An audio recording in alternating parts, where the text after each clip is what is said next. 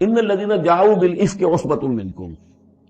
جن لوگوں نے یہ طوفان اٹھایا ہے، جن لوگوں نے تہمت تراشی ہے حضرت عائشہ صدیقہ رضی اللہ تعالی عنہا پر، یہ تمہارے ہی ایک گروہ ہے، تم ہی میں سے ہیں۔ لا تحسبوہ شرا لکم، اسے تم اپنے لیے برا نہ سمجھو، بل ہوا خیر لکم، بلکہ یہ بھی تمہارے لیے خیر ہے۔ اس کے ذریعے سے اللہ تعالیٰ تمہارے سامنے اب اس سمن میں ہدایات دے گا، قوانین بتا دے گا، شریعت کے جو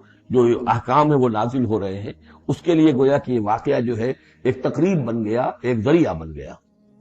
واقعہ اچھی طرح نوٹ کر لیجئے کہ غزوہ بنی مستلق میں حضور سن 6 کا ہے یہ واقعہ، ہجری کا، تشریف لے گئے تھے۔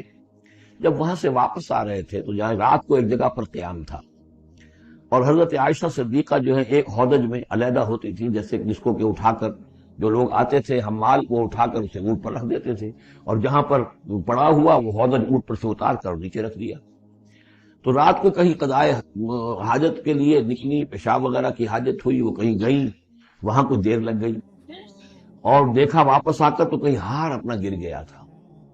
اس ہار کو دیکھنے کے لیے واپس گئیں۔ اتنی دیر میں وہ حمال آئے، اور حضرت عائشہ بہت دبلی پتلی تھی، انہیں اندازہ نہیں ہوا کہ اس ہودج میں اس وقت ام المومنین موجود نہیں ہے۔ انہوں نے اٹھایا اور وہ کوچ کا وقت ہو گیا تھا، اونٹ کے اوپر رکھا اور قافلہ چل دیا۔ اب یہ آئیں واپس تو اب دیکھا کہ وہ تو قافلہ جا چکا، ہکا بکا کیا کریں، تنہا ہے، رات کا وقت ہے۔ اس وقت انہوں نے بڑی عقل مندی سے کام لیا کہ اب اگر میں قافلے کے پیچھے دوڑی چلی تو پتہ نہیں میں کسی غلط راستے پر مڑ جاؤں، اور پھر وہ تلاش بھی نہیں کر سکیں گے مجھے، تو بہتر یہ کہ میں یہیں پر بیٹھی رہوں، تاکہ انہیں جب بھی خیال ہوگا کہ اس ہودج کے اندر جو ہے ام المومنین عائشہ صدیقہ موجود نہیں ہے تو وہ تلاش میں پھر یہیں آئیں گے۔ تو وہاں بیٹھی ہوئی تھی، رات کا وقت تھا، نیند آ گئی، سو گئی، اس سے آپ کا چہرہ بھی کھل گیا۔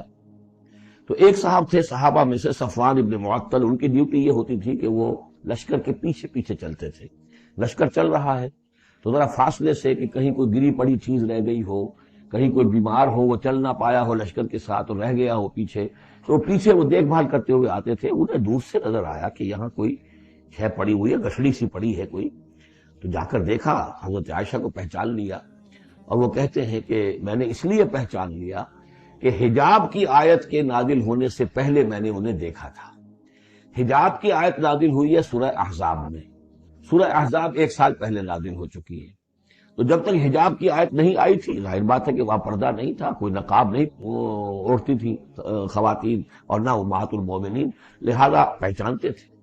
تو وہ چونکہ چہرہ کھلا ہوا تھا ام المومنین کا، تو انہوں نے کہا انا للہ و انا الیہ راجعون، یہ الفاظ جو کہے تو حضرت عائشہ کی آنکھ کھل گئی، اور وہ پھر اٹھ کر بیٹھی، انہوں نے اپنا کپڑا درست کیا، لیکن پھر انہوں نے یہ کیا صفوان ابن معطل نے کہ اپنا اونٹ بٹھا دیا خاموشی کے ساتھ، حضرت عائشہ اس پر سوار ہو گئیں، اور وہ آگے اس کی وہ نکیل پکڑ کر وہ چلتے گئے اور قافلے میں پہنچ گئے۔ وہاں عبداللہ ابن ابی نے شور مچا دیا کہ خدا کی قسم تمہارے نبی کی یہ بیوی جو بچ کر نہیں آئی ہے، مطلب یہ کہ یہ تو اب یہ معاملہ جو رہا ہے، تنہائی رہی ہے، علیحدہ رہے ہیں، تو گویا کہ زنا کا معاملہ ہو گیا ہے۔ یہ اس کی جو بھی اس کی گندی سوچ تھی، ظاہر بات ہے کہ مکھی تو گندگی پر بیٹھتی ہے، اس کو تلاش رہتی ہے گندگی کی، اس کے لیے تو یہ ایک موقع مل گیا اسکینڈل اٹھانے کا۔ یہ اسکینڈل بڑھتے بڑھتے ایک طوفان بن گیا، اور اس میں بعض جو ہیں بہت ہی مخلص لوگ بھی، حضرت حسان ابن ثابت رضی اللہ تعالیٰ عنہ جو دربار نبوی کے گویا کہ سرکاری شاعر تھے، ان کا بھی معاملہ اس کے اندر ایسا ہو گیا کہ وہ بھی ملوث ہو گئے۔ تو یہ ہے واقعہ افک کا۔ لیکن اس کے بعد قرآن مجید میں پھر یہ آیات نازل ہوئی، اللہ تعالیٰ نے برات کر دی، اور پھر یہ کہ ان کی پاک دامنی اور پاک بازی جو ہے وہ ثابت ہو گئی، اور اس کے بعد یہ معاملہ رفع دفع ہو گیا۔ ان الذين جاءوا بالافك عصبة منكم لا تحسبوه شرا لكم بل هو خير لكم لكل امرئ منهم ما اكتسب من الاثم، اس میں جس شخص نے بھی جو گناہ کمایا ہے وہ اس کو مل جائے گا، اس کے حصے میں درج ہو جائے گا۔ والذی تولى كبره، اور جس نے اس کا سب سے بڑا حصہ وصول کیا، یہ ہے عبداللہ ابن ابی، جس نے اسکینڈل اٹھایا اور اسے بڑی قوت کے ساتھ، شدت کے ساتھ پھیلایا۔ والذی تولى كبره منهم له عذاب عظیم، اس کے لیے تو پھر بہت بڑا عذاب ہے۔ لولا اس سمعتموہ، مسلمانوں تمہیں کیا ہو گیا، کیوں نہ ایسا ہوا کہ جب تم نے یہ سنا تھا، ظن المؤمنون والمؤمنات بانفسہم خیرا، تو مومن مرد اور مومن عورتیں اپنے بارے میں اچھا گمان کرتی، یعنی یہ کہ حضرت عائشہ کے بارے میں ان کے بارے یہ گمان ہونا چاہیے تھا، انہیں فوراً کہہ دینا چاہیے تھا، وقالوا ھذا افک مبین، اور وہ کہتے فوراً کہ یہ تو کوئی بہت بڑی تہمت ہے۔ لولا جاؤ علیہ باربعۃ شہداء، کیوں نہیں وہ لے کر آئے 4 گواہ، اگر تو ان کے پاس گواہ تھے یہ بات کہنے کے لیے تب تو زبان کھولنی چاہیے تھی، اگر 4 گواہ نہیں تھے تو انہیں زبان بند رکھنی چاہیے تھی۔ فَإِذْ لَمْ تَأْتُوا بِالشُّهَدَاءِ، اس لیے کہ یہ 4 گواہوں والی آیت جو ہے یہ سورہ نساء میں اتر چکی تھی، سورہ نساء سن 4 میں آ چکی ہے۔ وہ ابتدائی احکام جو تھے کہ 4 گواہ ہونے چاہیے اس معاملے کے اندر، یہ آیت سورہ نساء میں آ چکی ہے۔ تو فرمایا کہ یہ کیوں نہیں 4 گواہ لے کر آئے، فَإِذْ لَمْ تَأْتُوا بِالشُّهَدَاءِ، اگر وہ 4 گواہ نہیں لا سکے فَأُولَٰئِکَ عِندَ اللَّهِ هُمُ الْكَاذِبُونَ، تو یقیناً اللہ کے نزدیک اور قانون اسلامی کے نزدیک پھر وہی جھوٹے ہیں۔ وَلَوْلَا فَضْلُ اللَّهِ عَلَيْكُمْ وَرَحْمَتُهُ، اور اگر نہ ہوتا اللہ کا فضل اس کی رحمت تمہارے شامل حال فی الدنیا والآخرہ، دنیا میں اور آخرت میں بھی، لَمَسَّكُمْ فِيمَا أَفَضْتُمْ، تو تم پر پڑتی اس چیز پر کہ جس کا چرچا تم نے کیا ہے، عذاب عظیم، بہت بڑا عذاب۔ اس تلقونہ بألسنتکم، یہ اصل میں انسانوں کی ایک عام کمزوری ہوتی ہے، اس طرح کی بات جو ہے بس ادھر سے سنی ادھر بیان کر دی، ادھر سے آگے بیان ہو گئی، جنگل کی آگ کی طرح اس قسم کی خبریں جو ہے وہ پھیل جاتی ہیں۔ اس تلقونہ بألسنتکم، جبکہ تم اسے لے رہے تھے اپنی زبانوں سے، یعنی یہ کہ ایک زبان سے دوسری زبان کو، اور زبان سے نکلی اور کوٹھے چڑھی والی جو ایک کہاوت ہمارے ہاں ہے، اس طریقے سے آسانی سے وہ بات پھیلتی چلی گئی۔ وَتَقُولُونَ بِأَفْوَاهِكُمْ، اور تم کہہ رہے تھے اپنے منہوں سے ما لَيْسَ لَكُمْ بِهِ علم، جس کے لیے تمہارے پاس کوئی علم نہیں تھا، کوئی دلیل نہیں تھی، کوئی بنیاد نہیں تھی، کوئی گواہی نہیں تھی، کوئی معلومات کی کوئی سورسز نہیں تھی۔ وَتَحْسَبُونَهُ هَيِّنًا، اور تم اسے سمجھ رہے تھے کہ بہت ہلکی بات ہے، معمولی سی بات ہے۔ وَهُوَ عِندَ اللَّهِ عَظِيمٌ، جبکہ یہ اللہ کے نزدیک بہت بڑی بات ہے۔ کسی پر بھی، کسی مسلمان خاتون پر بھی اس طرح کی تہمت لگا دینا بہت بڑی بات ہے، کجا یہ کہ بازی بارش بابا ہم بازی، کہ ام المومنین عائشہ صدیقہ رضی اللہ تعالی عنہ زوج رسول صلی اللہ علیہ وسلم، اور یہ چیز جو ہے بہت بڑی ہے۔ وَلَوْلَا إِذْ سَمِعْتُمُوهُ قُلْتُم مَّا يَكُونُ لَنَا أَن نَّتَكَلَّمَ بِهَٰذَا، کیوں نہ ایسا ہوا کہ جب تم نے یہ سنا تھا تو تم کہتے کہ ہمارے لیے بالکل جائز نہیں ہے کہ ہم یہ بات زبان سے نکالیں۔ سبحانک، اللہ تو پاک ہے، ھذا بہتان عظیم، یقیناً یہ بہت بڑا بہتان ہے۔ یعظکم اللہ ان تعودوا لمثلہ، اللہ تعالیٰ تمہیں نصیحت کر رہا ہے مبادا تم دوبارہ پھر اس قسم کی کسی معاملے کے اندر اسی طریقے سے اعادہ کرو اور دوبارہ اسی کوئی حرکت کرو،